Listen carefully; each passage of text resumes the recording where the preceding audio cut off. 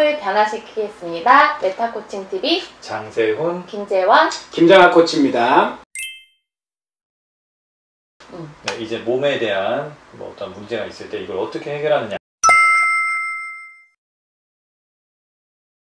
우리가 몸의 문제 하면 건강과 결부를 시키죠. 어떻게 하면 건강관리를 잘할 수 있을까 이렇게 생각하시는데, 오늘 말씀드리고자 하는 것은 몸의 문제 때문에 집중력이 떨어지는 원인을 찾아서 해결해 주자라는 것이잖아요. 그래서 조금 다른 접근을 좀 해보도록 하겠습니다. 몸의 문제 때문에 집중력이 떨어지는 큰 두 가지 원인은요, 첫 번째는 물리적인 부분이 하나가 있고요, 또 하나는 화학적인 부분, 이렇게 둘로 나눠볼 수 있습니다. 물리적인 거, 화학적인 거? 네네. 뭐지? 자, 물리적인 부분들은 보통은 몸의 자세라든지 관절의 문제라든지 체력의 문제를 볼 수 있어요. 첫 번째 자세 한번 볼까요? 자세가 나쁜 아이들은요, 집중력이 많이 떨어집니다. 맞아요. 우리 몸의 접지 면적이 적을수록 집중력이 높아진다는 말이 있어요. 자, 책상에 앉아있을 때 아이들은 흔히 어떤 자세를 갖냐면 턱을 괭니다. 그러면 턱을 괴 만큼 몸의 접지 면적이 넓어지겠죠. 그러면 접지 면적이 넓어진 만큼 집중력이 떨어진다고 보시면 돼요. 그러다가 자연스럽게 더 넓어지고요, 또 손이 바뀌기도 하고 아니면 엎어져 자기도 하죠. 이렇게 엎어지면서 집중력이 높아질 거라고 기대하기는 무리가 되겠죠. 가장 넓을 때는 침대에 누워있을 때죠. 가장 집중력은 떨어질 때라고 볼 수 있겠죠. 누워있으면 맞아요. 잠자겠죠. 그리고 몸에도 굉장한 무리를 줍니다. 일단 척추가 굽으면 이 굽은 척추가 내장을 압박하게 되고 소화기관에도 문제가 생기거든요. 그래서 자세만 곧게 하고 척추만 곧게 펴도 300가지 질병이 예방된다라는 말이 있을 정도로 그만큼 척추를 곧게 펴는 것이 중요하다, 이렇게 말씀드릴 수 있고요. 두 번째는 관절인데요. 우리 몸의 기관들 중에서 포도당과 산소를 가장 많이 쓰는 기관이 뇌라는 것은 너무너무 잘 알려져 있죠. 약 25% 정도의 에너지를 이렇게 사용한다고 합니다. 그런데 심장에서 혈액을 통해서 산소나 포도당이 순환이 되는데요. 근데 그때 통로가 어디죠?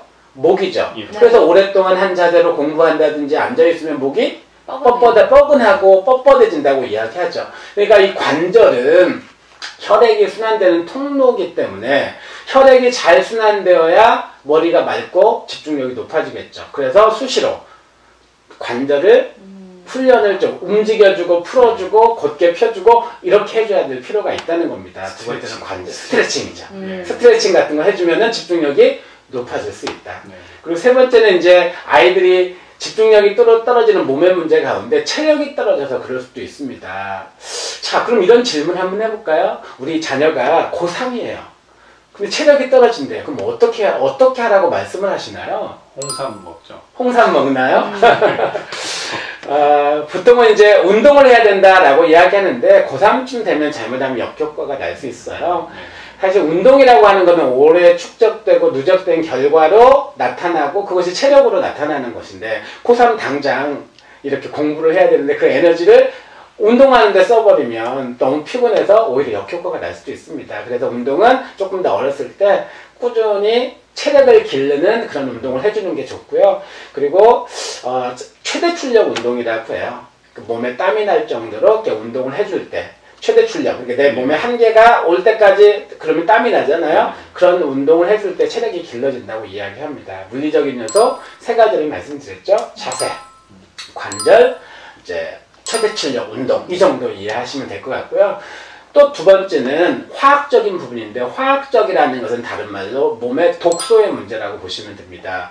몸에 독소가 쌓이면 그 독소가 몸에 퍼져서 집중력이 떨어지게 되는데요. 인간은 두 가지 독소가 만들어진대요. 하나는 먹은 음식물을 통해서 남은 찌꺼기가 몸에 독소로 쌓이게 되고요. 그래서 그것을 잘 배설해야 건강하다고 합니다. 그리고 또 한 가지는 뭐냐면 우리가 활동을 하잖아요. 활동을 하게 되면 피로물질이 쌓여요. 피로물질을 이렇게 바깥으로 배출하는 방법은 수면이죠. 수면. 그래서 수면을 잘하지 못하면, 활동에 비해서 수면량이 적게 되면 몸에 피로 물질이 쌓여서 그게 독소가 되고 집중력이 떨어지게끔 되어 있습니다. 그래서 몸에 쌓여 있는 독소들을 잘 배출하고 배설하고 제거를 해줘야 집중력이 높아지는 거예요.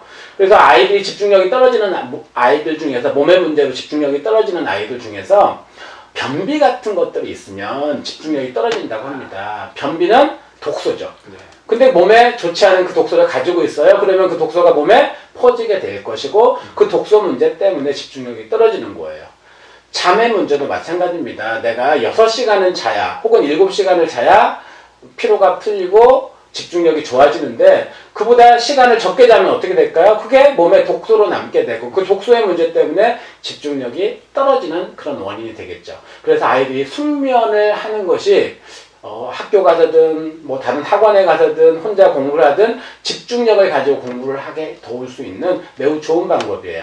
뭐 제가 이렇게 말씀을 드렸으니까 그럼 어떻게 해야 돼? 뭐 간단하게 한두 가지만 좀 소개를 해볼까요? 몸의 물리적인 부분 중에서 바른 자세의 문제는 척추를 곧게 펴라. 그럼 몸을 수시로 쫙 펴주는 운동을 해주기도 하고요. 그 다음에 쉬는 시간마다 관절 운동을 해주기도 하고 그 다음에 시대 출력 운동은 시간을 내서 적절하게 줄넘기를 한다든지 나에게 맞는 운동을 하고 그 다음에 화학적인 부분 중에 소화에 문제가 있다면 좋은 음식을 먹는 것도 한 가지 방법이고 뭐 변비가 있다면 그 아랫배에 이제 단전이라고 하는 부분이 있어요. 다른 말로는 거기를 우리가 뭐 똥배라고도 이야기하는데 그게 있어서 그래요. 근데 그게 거기에 있으면은 이제 그 딱딱하게 만져주는 부분이 있는데 아침마다 눌러주는 것도 좋은 방법 가운데 한 가지고요.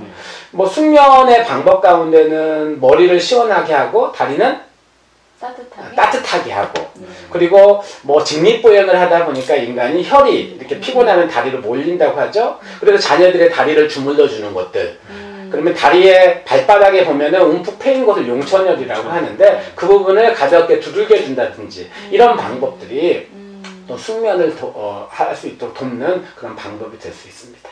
네. 정말 이 항목마다 제가 알고 있던 그런 지식들이랑 연결이 되면서 아 맞아 이런 말이 절로 이렇게 막 나오네요. 네. 각각의 하나하나를 알고 있었는데 이게 이렇게 유기적으로 연결되어 있다는 거는 또 코치님 말씀 듣고 저도 처음 안 본 것 같아요. 저희 학창 시절에도 이렇게 엎드려 있으면 졸리잖아요. 그랬을 때 이렇게 엎드려 있으면 폐가 이렇게 좀 쪼이니까 결국 산소 공급이 머리에 좀 덜 돼서 이렇게 잠이 온다 뭐 이런 얘기도 좀 들었었거든요. 근데 그런 거나 뭐 혈액 순환이나 다 좀 비슷한 얘기인 것 같은데 이런 거를 모르는 학생들은 그냥 자기가 더 좋아질 생각 안 하고 그냥 계속 모르니까 이러고 있다가 집중력을 더 잃어버리겠구나 라는 생각이 드네요. 네.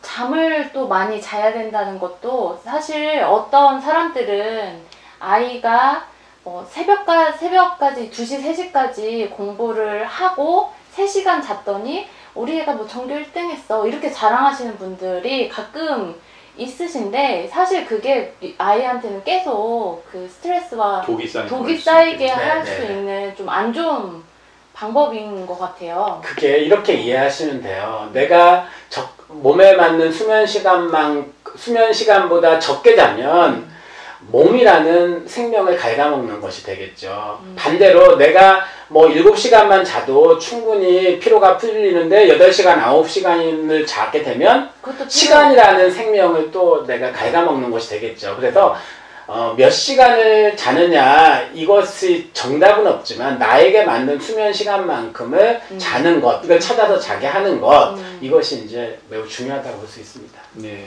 알겠습니다. 장 관리도 해서 배 관리도 좀 하고 또 수면 관리를 통해서도 이런 것들을 잘하면 피부도 좋아지잖아요. 미인은 장꾸라고. 네, 그래서 이제 제가 적절하게 잠이 많았다는 장 관리, 뭐 잠 관리 이런 걸 좀 잘하면 잘하면은 피부도 좋아지면 공부하다가 또 피부가 여드름 나고 그럴 때잖아요. 그러니까 공부해야 되는데 계속 얼굴 신경 쓰이고 하면 또 공부 못 하거든요. 맞아요. 그런 장 관리도 잘하고 뭐 변비에 대한 이야기도 하셨는데 그 얘기도 있더라고요. 이제 소변 보는 것도 참지 말고 빨리빨리 자주 버려야 된다고 하더라고요. 거기서도 뭐 요산이라는 게 나와서 또 되게 안 좋게 영향을 끼친대요. 그러니까 그런 배설에 대한 문제도 좀 잘 빨리빨리 하시고 잠도 잘 관리하시면은 훨씬 집중력 있는 그런 그 학창 시절을 또 보낼 수 있겠네요. 네. 아이가 많이 잔다고 타박하지 마시고 적절하게 적절하게 네. 아이의 수면 시간을 적절하게 타이밍을 잘 계산을 해서 아이가 스스로 잠을 조절할 수 있게 해주시면 좋을 것 같고, 먹는 것도 좀 좋은 음식 먹고 유산균도 좀 유산균 그다음에 이제 소화 잘 시킬 수 있게 도와주는 방법으로 하면 좋을 것 같습니다. 네, 알겠습니다. 자, 네. 한 사람을 변화시키겠습니다. 메타코칭TV 여기서 마치도록 하겠습니다. 좋아요와 구독 꼭 눌러주세요. 네, 감사합니다. 네.